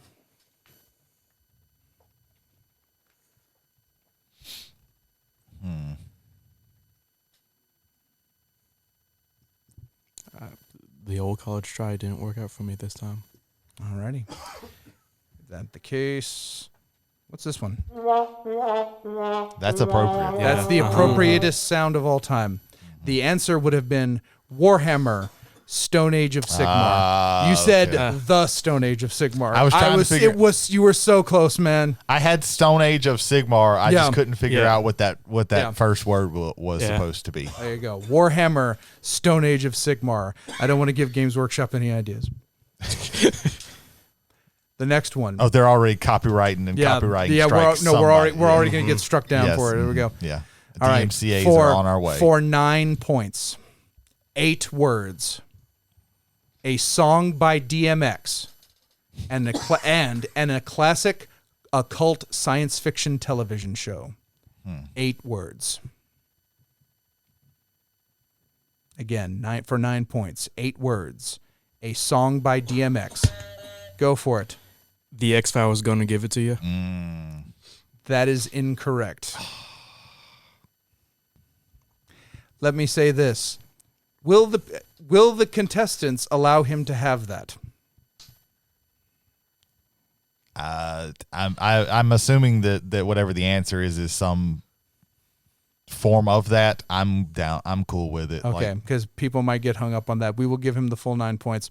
It's the X gonna give it to you files. okay. Oh, that you had files in there. yeah. No, he had everything. He had Yeah. the X files gonna give it to you. That's The X close gonna enough. Give it to you files. That's close Yeah. enough. I'm gonna give the Definitely. full 9 He points. got X Files and X gonna get it yeah, to you. that's right. close enough.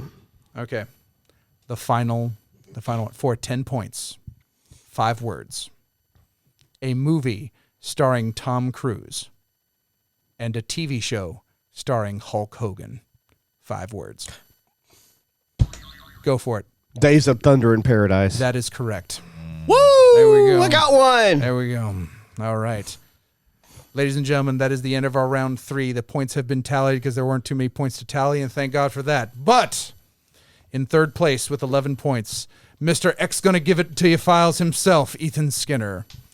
In 2nd place with 16 points, Jody can't remember Friday the 13th to save his life kite. And the number 1, the winner of the 2nd Omnibus Games with 31 points, who apparently hive-minded with me for the first half of Nerd Salad. Ladies and gentlemen, Brady Davis, ladies and gentlemen, give it up for Brady Davis. Yay. You're all too kind. There we go. There we go. Ladies and gentlemen. All right. So coming up after this final commercial break, we will be finding out what we're going to be doing in episode 24. Stay tuned. And now a word from our final sponsors. Have you ever been strolling through a graveyard and a priest locked eyes with you, and you decided that at that moment in time that you just felt like regurgitating all of your organs in an anatomical correct nature? Neither have I, but I've watched quite a few films on Fearology is a podcast about horror, and the next episode coming up soon will be the Trilogy of Terror by one Lucio Fulci, being one Gates of Hell, a.k.a. City of the Dead, a.k.a. 20 other titles, and the Beyond and Zombie. So check that out on Spotify. Fearology.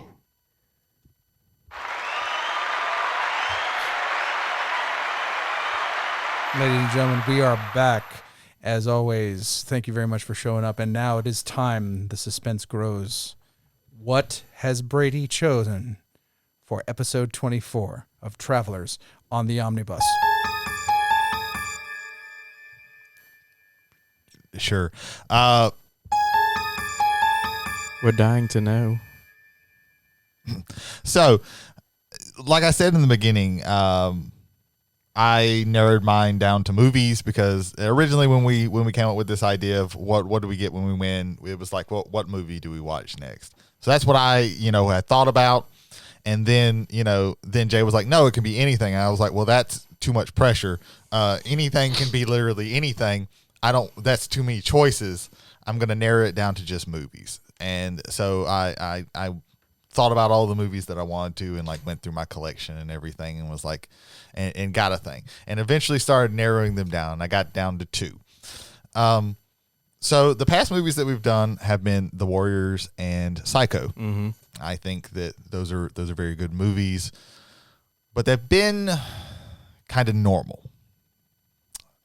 Have you chosen something abnormal? I have chosen something very abnormal. For a moment, I thought you said that we've watched The Warriors and we watched Psycho, so the next video is going to be The Psycho Warriors. That probably exists. 100%. Yes. So we're going to get weird. We're going to get nuts. We're going to get crazy. We're going to watch Mandy. All right. That's definitely a movie I've heard of. Starring one Nicolas Cage. It is the most Nicolas Cage of Nicolas Cages. Oh, I'm excited now. There's not many more Nicolas Cages that can be out Nicolas Caged by this Nicolas Cage.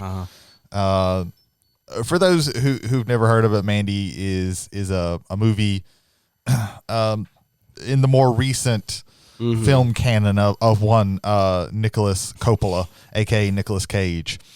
It's about this guy who goes on, spot a revenge of these evil cultists and their satanic biker followers.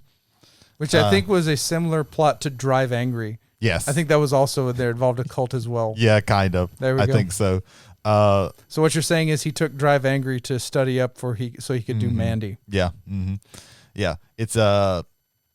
It's one of those that is batshit crazy, but it's also a really good movie. So I'm looking forward to it. And I kind of want to push Ethan off into the deep end of weird shit. It's pretty fucking deep end right now. It's good. It's good that you won, because if I would have won, we would have watched Audition. I'm okay with watching Audition. No, I'm really okay with watching Audition. He points at Ethan because Ethan doesn't know, but he'll have to wait at some point. I go, Ethan, what would we have done if it was you, man? I also picked a movie I've never watched before, Pulp Fiction. Oh, it's one of those movies I've never watched before that I kind of want to watch. All right, so Brady, let me ask you: will we do a communal watch, or are we watching on our own times?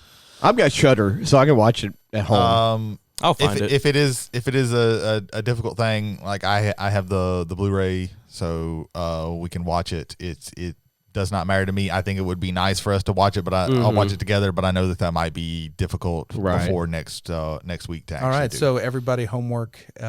Make sure you're watching Mandy before next Wednesday. I'll find it.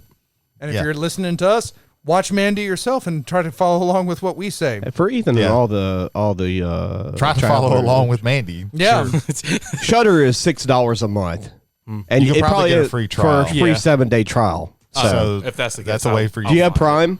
I believe I do. You can get it through Prime and watch it on your device through Prime for $6 a month, and you get a free 7-day trial. So so you can watch it without having to actually spend money. Yeah. All right, ladies and gentlemen, that is the end of our second Omnibus Games. We hope you enjoyed your time spent with us. I hope the contestants enjoyed. I enjoyed this. Yes, very good, very nice. I won, so I enjoyed it. Oh yeah, of course you did.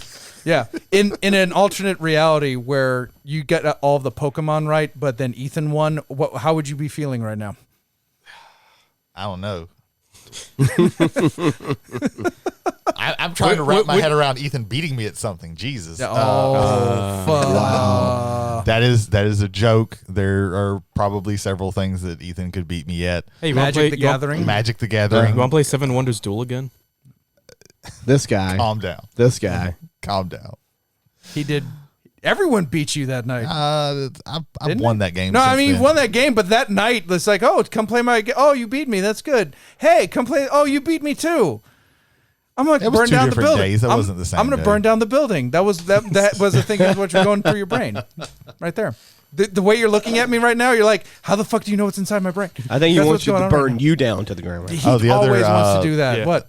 The other movie that I got it down to was Uncut Gems. Oh, that's a good one. Yeah. I eventually need to watch That's a good one. I also need to watch several dozen. I also had films. a second backup just to really get Jay. I was gonna say Akira. Kurosawa Storm of Blood. I can handle Akira. Now, if you had said something like Fairy Tale, I'd be like, no. It would have been Throne of Blood. It would have been Akira Kurosawa's Throne of Blood. But I will audition though. I got to do audition at some point. All right, ladies and gentlemen, our final plug for the night. We want to thank Cameron Spanier, manager at McNarb Gaming in Goshen, Mississippi. Cam the man. We threw a little shade at him at the very beginning, but wanted to say that the man knows what he's doing. He sold me a very good board game, supposedly called Smartphone Inc., along with its expansion. It was part of the Labor Day sale, and got it on a nice little discount. So I was very happy about that. So, ladies and gentlemen, if you are in Goshen, Mississippi, and you want to get your board game in or your card game in or your RPG in on, stop by McNarb Gaming in Goshen, Mississippi on Highway 90. You have a good selection to a great selection of games that will spend you minutes, hours, or days. And a great community if you wish to play there as Except for that one guy. Yeah. Well, you always have the one guy. You always have the one guy. If you're that one guy, please don't come up here again. Yeah, that one guy. No, come back when I'm here. Mm-hmm. Make sure to shower. I might put like an echo on that to dull the threat and make it funnier, because that kind of came off as a little like I'm gonna kill. I ain't killing nobody. Well, if anybody listens to this and thinks that they're that guy, you're that guy. You're that guy. Yeah, if it ever seeps into your brain. Absolutely. So this ends the lights on portion of tonight's episode. We're now at the lights out portion because, ladies and gentlemen, it is time. Oh, fuck, I forgot about it. I found a coffin box in my local convenience store, and it contains a chip of amazing powers. Yes. Yes. At the Circle K's. At the Circle K's. That's the only place I could find them. And I was like, there. So I have in my hand. In fact, I'm at home.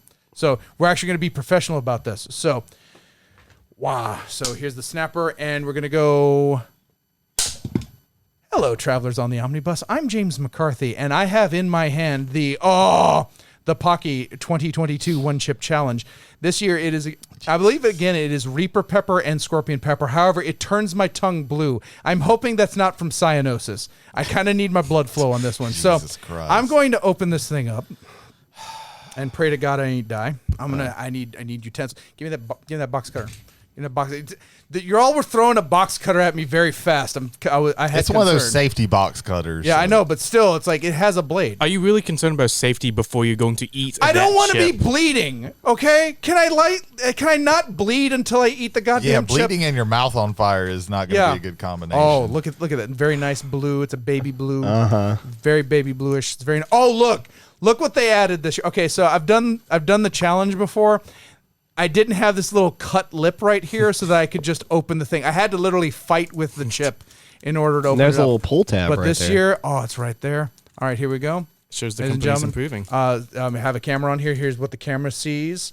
It might be seeing whole smoke from, the also, fires everybody, of hell. Jay has literally nothing to drink here. So I have zero to drink. I actually have water down at my feet. Oh, okay, cool. I don't have the milk though. I didn't see that. This is water actually makes it worse. This is black with like eldritch green.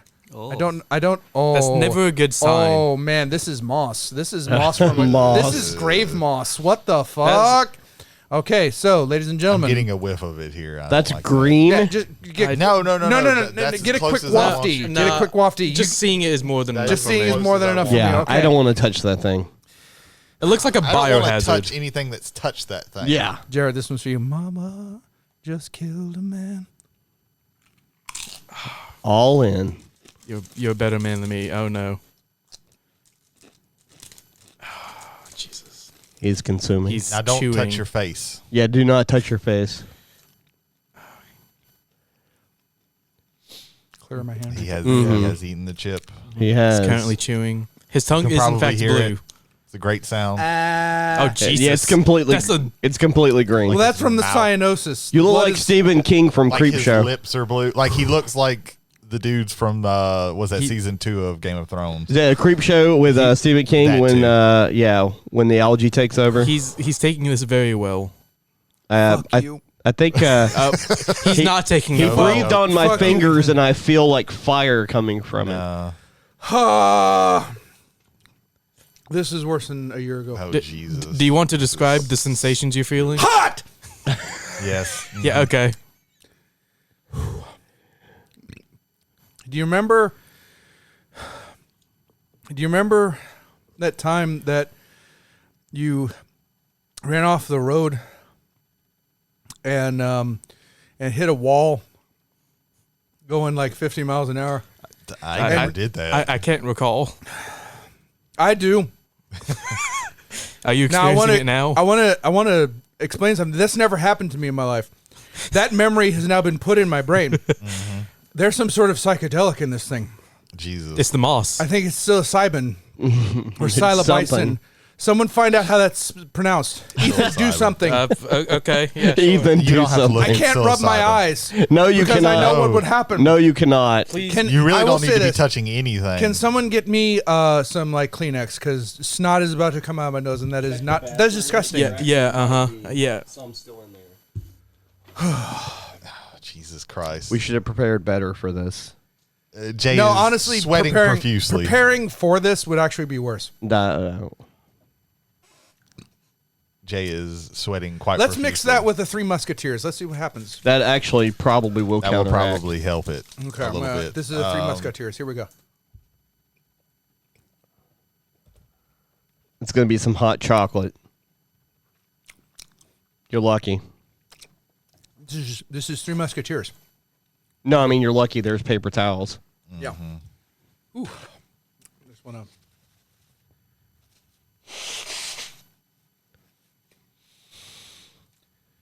You know that song, On a Clear Day You Can See Forever? Mm-hmm. That's my sinuses right now. Oh, okay.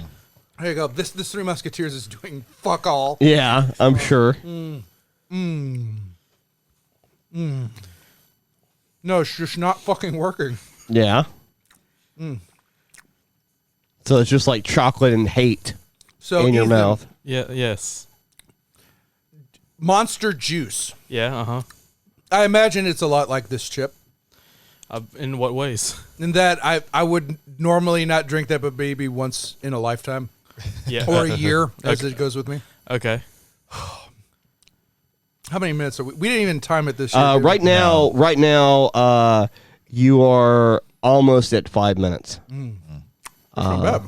I started recording this like a minute before you actually consume the chip, so you probably have like another minute left, and then that'll probably be 5 minutes. Ugh. Is it 5 minutes? Is that the challenge? 5 minutes is you're a pussy. And then there's like 15, 30, and 60. Mm-hmm. Now, last year around the 4 minute mark, it just stopped. I don't know if it's because my nerve endings were so damaged that I couldn't feel anymore. But after 5 minutes, once you get to that threshold, you're kind of pretty good, actually. I'm starting to come around. Okay. The COVID shot hurt me worse than this chip, but this chip hurt me. So Yeah. right now. Is it like a? Look at this. I'm touching my face. Yeah, that's a bad touching my idea. face. That's a bad idea. Is it like whenever you after the like spice settles down, like a numbness just comes over your I'm mouth, not numb. I am not numb. I'm not comfortably numb like Pink Floyd. I'm not numb in a general sense. I think I've become one with the spice. I am Paul Atreides. I am the Kwisatz Haderach. There we go. Okay. I was waiting for that Yeah. at some point. Well, because last time I did this, in fact, I didn't do the Fear is the Mind Killer. I did the Mentat speech. Yes, you did. Yeah. Is by will alone I set my mind in motion. Is by the juice of Sappho that my thoughts acquire speed. The lips acquire stains. The stains become a warning. It is by will alone I set my mind in motion. Let me try another one. Two households, both alike in dignity. In fair Verona, where we lay our scene. From ancient grudge break to new mutiny, where civil blood makes civil hands unclean. From forth the fatal loins of these two foes, a pair of star-crossed lovers take their life, whose misadventured piteous overthrows doth with their death bury their parents' strife. The which of you with patient ears attend, what here shall miss, our toil shall strive to mend. I think I missed a line, but that is the opening chorus for Romeo and Juliet. You're at 6 minutes. I'm at 6 minutes. Yeah. You know what? I'm going to Sounds consider about this right. a success. Yeah. But I'll get the water later, so it's pretty much good there. Yep. I'm going to cut this off. There we go. And so, for James McCarthy, Brady Davis. Ethan Skinner. Jody Kite. good night. Sleep tight. Pepper gonna bite. Well, No, keep going. No. Even flow. Where I drive Like a butterfly. the new today. Sing some fucking Shine Down.